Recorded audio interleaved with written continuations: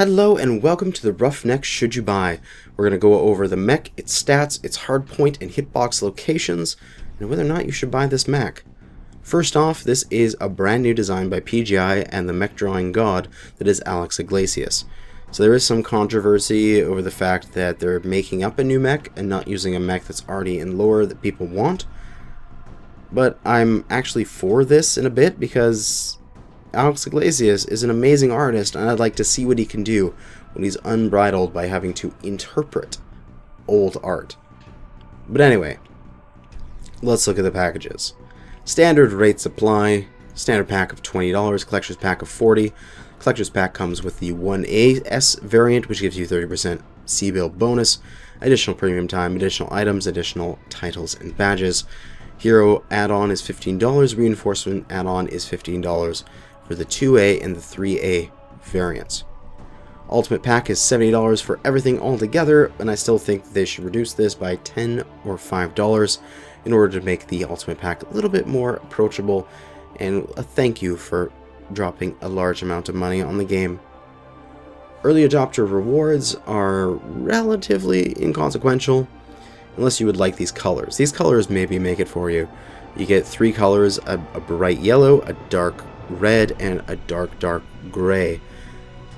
Most likely those are going to be 1000 MC colors in the future, so in a sense, if you do the early adopter reward, it's like you're getting a bonus 3000 MC that you have to spend on colors. Plus, also 6.5 million C-bills is nothing to worry about. Down here at the mech specs, the Roughneck is a 65-ton IS battle mech with a max engine rating of 315, no jump jet capability, no ECM capability, and no mass capability. Let's head on over to Spreadsheet Warrior and take a look at the Roughneck. 65 tons, we're going with XL engines throughout all of this because the majority of the builds that this thing can do require ballistics, and ballistics require weight. And you're really much not going to go anywhere on IS standard engines in the heavy bracket and have a good amount of ballistics. Maybe you'll have like one AC-20 or something like that, but that's it. So we're going to go XL with all of our things. We got 2 comparisons here because we're going to compare Pharaoh and standard armor in the future. But for our engines, we have a 255, 280, 300, and 315. 255 is a breakpoint of having 10 heat sinks in the engine, and also an additional 5 rating over 250 with no additional weight cost. The 280 is the breakpoint for the 275. You get that additional heat sink in the engine, and its additional 5 rating with no weight cost. The 300 has the additional slot in the engine for a second heatsink. And the 315 is our max engine rating. We have the speeds listed here. You can take a look at those. And we have tweaked listed here, but I have to say something about tweaked. With the new possible skill system coming into the game, it's most likely going to remove speed tweak as we understand it. So no longer will be a flat 7.5%, it'll be something you have to choose to work into with your skill tree nodes. So most likely I'm going to be removing tweaked from my lists and from my theory crafting pages because it's not going to be relevant in the future. For structure, we have endo steel because it's the same size as Pharaoh but gives you more weight savings. And we got the comparison here between Pharaoh and Standard. And why I'm doing that is because of the available slots. Because IS upgrades are so large, while we can get some pretty impressive pod spaces like 37.23 here, we only have 15 available slots, and ballistics, which want to use up this pod space, are quite large and will take up that available slots extremely quickly. So what you're most likely going to do is an XL engine of some sort, endo, standard armor. It's going to give you some pretty good weapon tonnage, and you're also going to have 29 slots, so you're going to have more than enough space in order to do what you want. But heading back to the Roughneck here, let's look through the individual variants. And we're actually going to do this maybe slightly differently. Let's do an overview of all the variants, and then I'm going to tell you some builds that can work on a lot of them. A lot of these builds can work on, say, like 3 out of 6 of the variants, that kind of thing. So there's no point in listing them for each mech. We'll just list all the mechs and their capabilities, and then list the different builds that could possibly go on there. For the 1A, which is the one you would get on special if you purchased the collector's pack, we have a single energy point in the head, so we're basically just going to discount that because it's the only energy point. We can only take like a medium laser, medium pulse, small laser, small pulse, tagger, or flamer, so not really effective to take. But we do have 4 ballistics, 1 in each arm and 2 in the right torso, and 2 missiles in the left torso. For the 1B, again, only 1 energy, but this time we now have 3 ballistics, 1 in one arm and 2 in the other arm, but now we gain an additional missile hardpoint with 1 in one torso and 2 in the other torso. For the 1C, we have, again, this is a similar sort of thing. We're gaining a missile hardpoint. We have 3 ballistic, 1 in each arm and 1 in the right torso, and then 2 missile, 2 in the left torso and 1 in each arm. Into the reinforcement mechs, we have the 2A here with 2 energy in the head and 2 energy in the center torso. This now means, like, say taking a large pulse laser in the center torso, even though you're just using 1 of the energy hardpoints, that seems reasonable. Or say taking 3 medium lasers. That's good. It's got 1 missile, so we're going to discount that. Not really anything we want to take with just 1 missile hardpoint, but 3 ballistics. For the 3A, which is the second reinforcement one, we have mass energy hardpoints across the mech. A total of, we got here, 3, 5, 6, 7 energy hardpoints. One of them being slot locked with the head, so it has to be a medium laser, but 2 large energies are available in each side torso, as there's plenty of space there, and also in the arms, so you can take a lot of large energy weapons if you so desire. And the Reaver, the hero, has a ballistic in each arm, 2 energy in each side torso, and a single missile in the center torso. So again, only a single missile will just discount its use, but 2 ballistics and 4 energy. Pretty good. Now let's go over some of the builds that I had thought up for it. Interestingly, this mech is 65 tons, and that is exactly the same as a Jaeger mech and a catapult.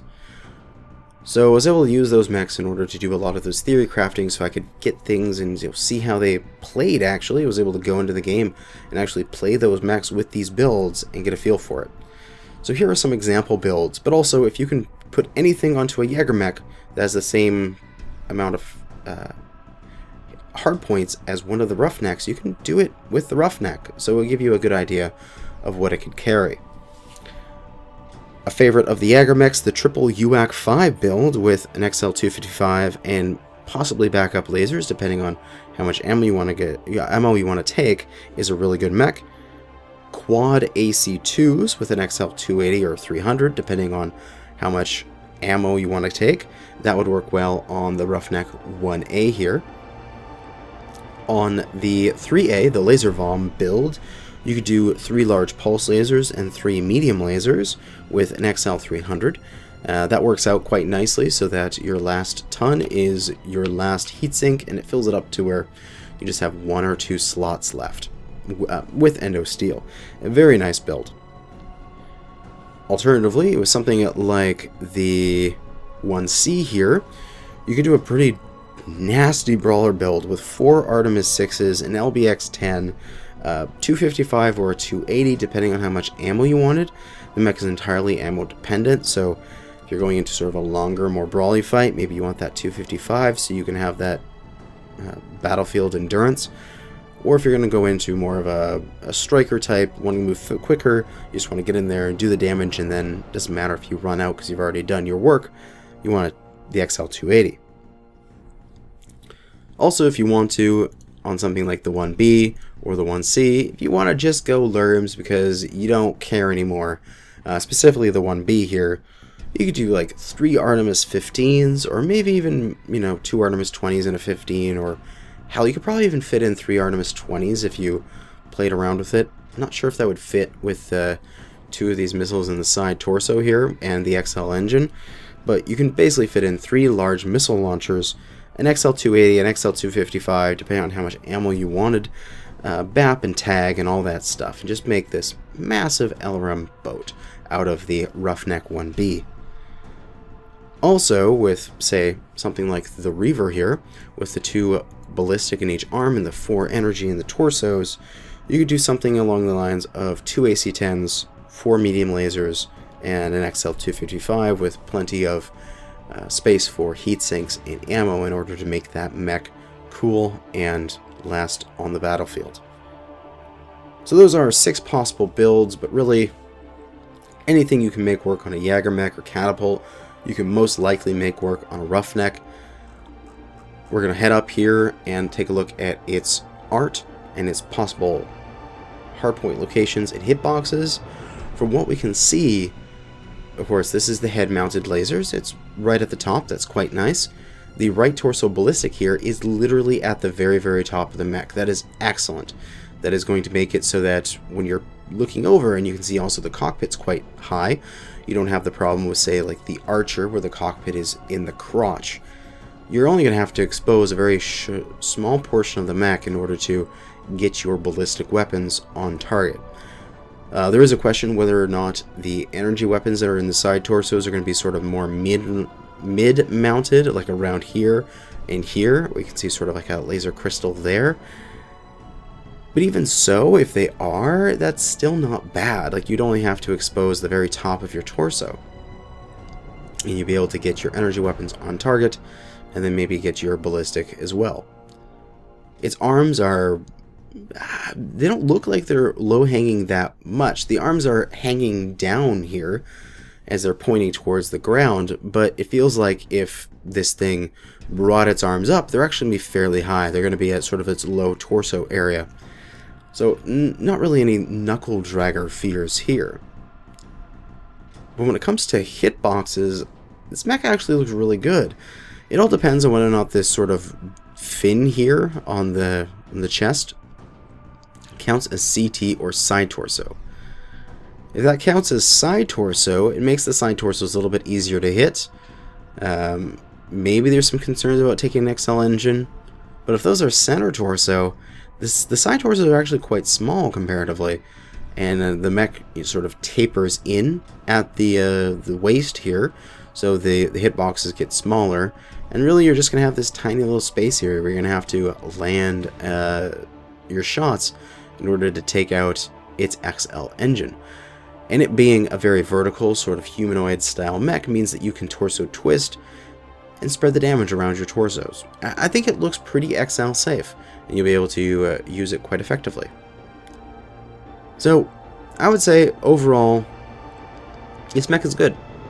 It's going to be the capabilities of a Jaeger mech, a little more XL safe than a Jaeger mech, so maybe some of the builds the Jaeger does that this thing can copy, like triple UAC 5s or something like that, might actually be more useful in this one.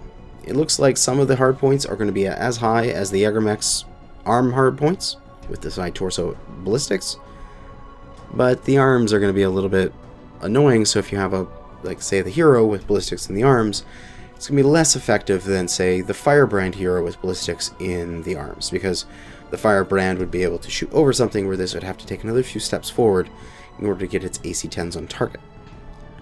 But overall, I think the mech is good. It's going to be a very just all-around performer. It's not going to be overpowered in any sense, but it's also not going to be bad. It's just a nice, good, middle-of-the-road mech, and you can't ask for more than that. Don't give us overpowered, don't give us underpowered, just give us somebody to wedge right at that 50 percentile. So I like it. I'll of course be getting one, and we'll play it on the streams and stuff like that. It's for everyone to watch and make your own decisions. But yeah, that'll be it for this Should You Buy of the Roughneck. As always, thanks for watching, and good hunting.